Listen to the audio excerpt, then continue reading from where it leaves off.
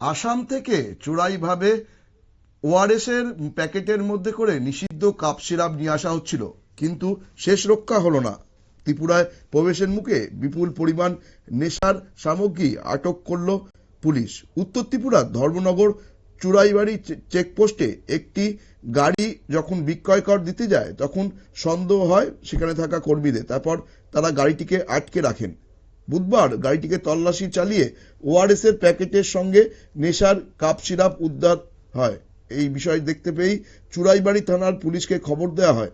থানার ওসি সহ মহকুমা পুলিশ আধিকারিক এবং অতিরিক্ত পুলিশ সুপার ফরেনসিক টিম ঘটনাস্থলে ছুটে আসে।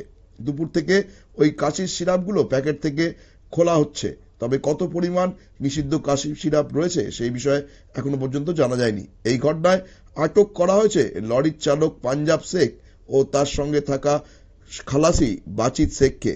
তাদের বিরুদ্ধে এনডিপিএস আইনে মামলা দায়ের করে ঘটনাটির তদন্ত করা হচ্ছে। তবে যেভাবে ওআরএস এর প্যাকেটের মধ্যে এইভাবে নিষিদ্ধ কাশির সিরাপ নিয়ে আসা হচ্ছিল, যদি এই সিরাপ ত্রিপুরায় প্রবেশ করতো তাহলে বিভিন্ন অঞ্চলে কিভাবে ছড়িয়ে পেত সেই চক্রের সন্ধানে এখন খোঁজ খবর লাগাচ্ছে পুলিশ। নজর রাখবো পরবর্তী খবরের দিকে। তার আগে নিয়ে নেব ছোট্ট বিজ্ঞাপন বিরতি।